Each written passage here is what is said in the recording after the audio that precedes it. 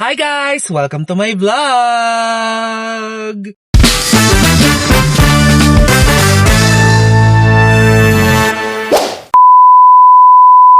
So for today's vlog ay nandito ulit tayo sa Tomas Morato. Ayan, to be specific. Ang liwanag talaga sa labas. Hi! Nag-adjust yung labas. Hindi nakatinted kasi tayo kaya medyo madilim dito sa loob. Pero yun na nga. Nandito tayo ulit sa Tomas Morato sa tapat mismo ng building kung saan yung studio ng OG Diaz Production. Dahil ako po ay meron po ulit showbiz update mamaya. So lalabas po ulit tayo sa showbiz update. And makakasama ko sila Papa O, OG Diaz. Ayan, nakakasama tayo sa showbiz update nila. So may ginagawa pa rin tayo maski papano. And 'di ba sabi ko naman, gusto ko lang na mapagkakaabalahan. And binigyan naman sa akin ni Lord na may mapagkakaabalahan ako, 'di ba? Sa huling vlog na ating inilabas sa ating YouTube channel, dito sa ating YouTube channel, at nakita nyo na nag-facilitate tayo, nag-assist tayo sa lahat ng mga ating mga estudyante sa OG Diaz Acting Workshop. Alas 7 pa yung namin, yung aming shoot, pero alas 4:50 nandito na ako. Bakit? Kasi sumusunod po tayo sa Batas Trapiko. Coding ko po ngayon. So, bumiyahe po ako ng maaga. Ayan, sa aking pong window period. Ayan, window period ng coding. Upang nang sa ganun, ay wag na tayong dumagdag pa doon sa volume ng mga sasakyan sa rush hour. So, ayoko na kasing mahuli. First time ako nahuli last week because coding. Tapos bumiyahe ako, nawala sa isip ko na coding ako. And ayun na natin maulit-ulit yun. So, since hindi pa available yung studio, dito na lang tayo magmi-makeup, maghahanda sa loob ng sasakyan. Kasi ganito po talaga kapag nasa entertainment ka. So kahit saan ka datnan, trabaho talaga. So let's go!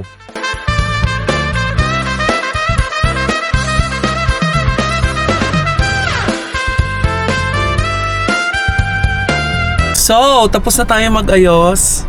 Alam, pretty. Yung ay naghihintay na lamang na tawagin sa itaas para sa shoot natin for showbiz update.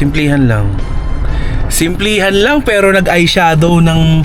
Ay, nako naman talaga. Hintay lang muna tayo dito.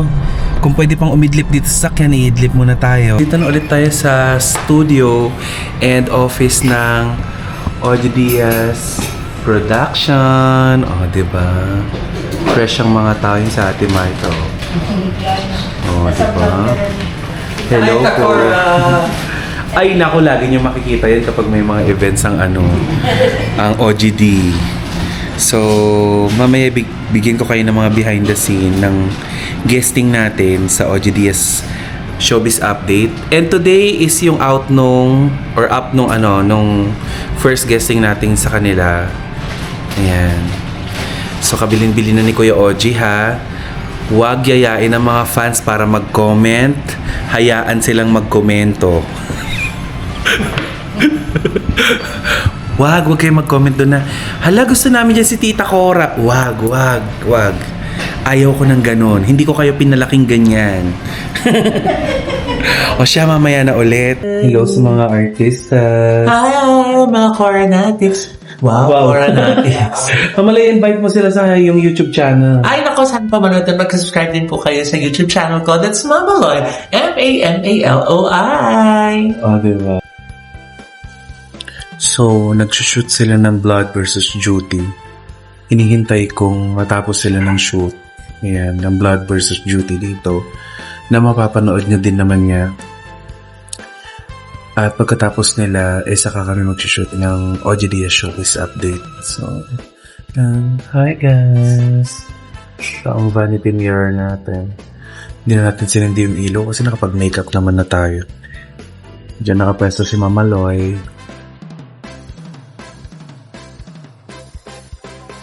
Nakakaloko. Kawawan man sila. Ay no, sinabi mo pa. Isipin mo yan ha. Ilang tao yung nandun sa loob. Tapos ganun-ganun lang pinatay.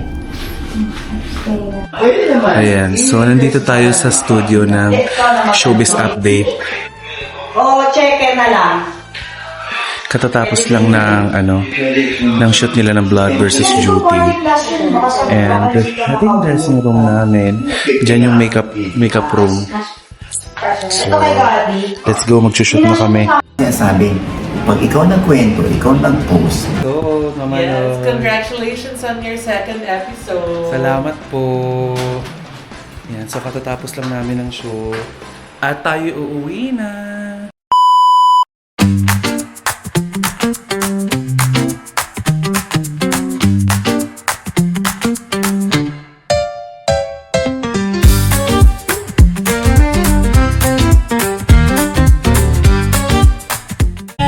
So after ng ano natin, pipiyok ng showbiz update natin last night. Eto naman, tayo naman ay papunta ngayon sa contract signing nitong si Miss Janine Gutierrez. Ayan, so samahan niyo ko ngayong araw na ito para sa mga ilang behind the scenes ng aking pagpunta ng ABS-CBN para sa contract signing ni Janine Gutierrez dahil imamanage na siya ng Star Magic. Let's go! Nandito na tayo sa ABS-CBN.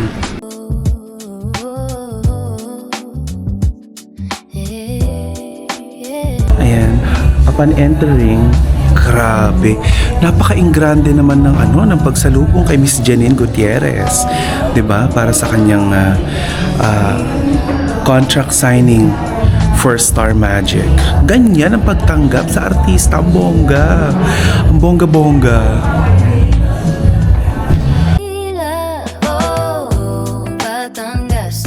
Ang puso'y muesto, mga yakap at titig sa oras na nabuusahan ng misteryo. Di ko alam kung ito'y tunay o bunigo nilang, ngunit mahal kita. Kahit anong pagsubok, sabay natin langoy sa dagat ng laban. Tuwing nakikita, mundo ko'y nahulog sa saya. Ngunit sa dulo ng kwento, sarili ko'y nawawala. Ang haplos at mga alaala, kahirap limutin. Ngunit ang tanong ay bumabalik, totoo ba o isa lang sa mga lihim?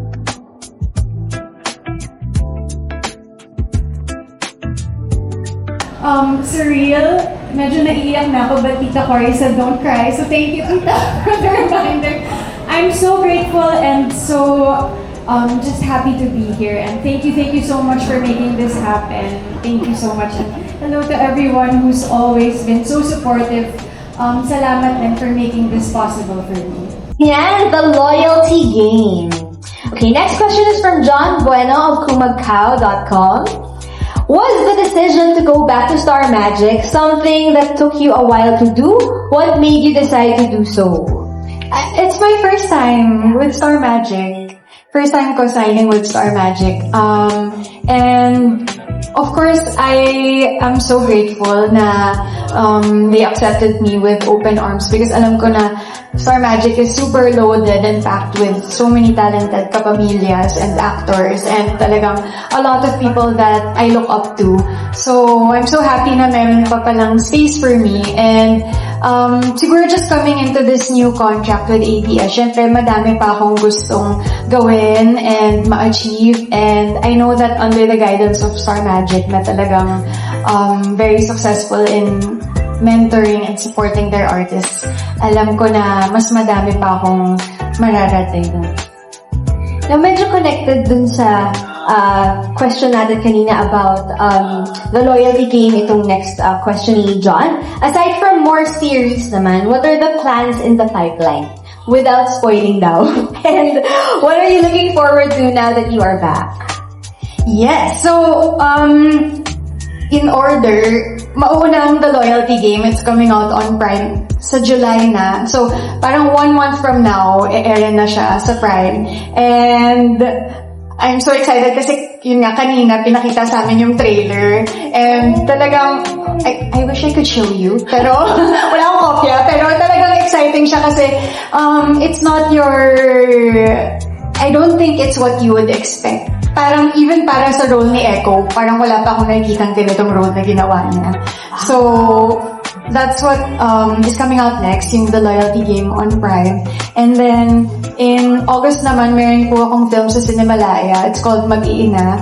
So excited ako because I was part of Cinemalaya in 2022. So now to be back this year with a film, excited ako dyan. Can you share with us sino yung mga kasama mo sa Mag-iina? Yes. Well, so far, ang in-announce pa lang is si Miss Pie, si Miss Cherry Pie.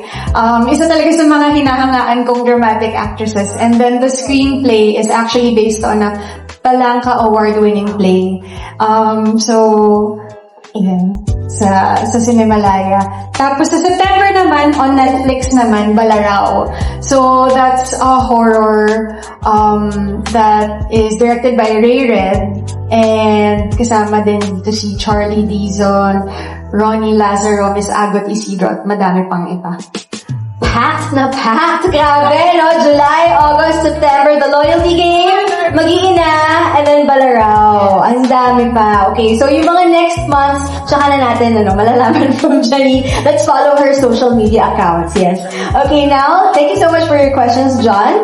Now, let's go to Isa Iglesias of the Manila Times. Star Magic has guided some of the country's biggest stars. What excites you most about being part of its roster? I'm excited, number one talaga para sa mentorship and to be under the wing of the managers of Star Magic and Derek Lauren.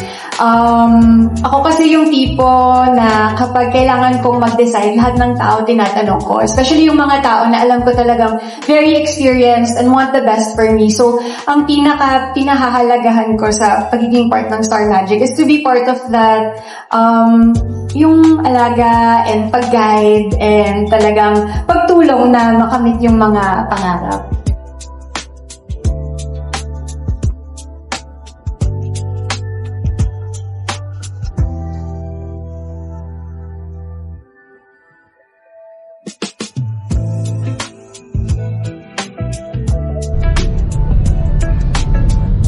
Ako po ang inyong Tita Cora, ang inyong chismosong correspondent sa OGDS Showbiz Update.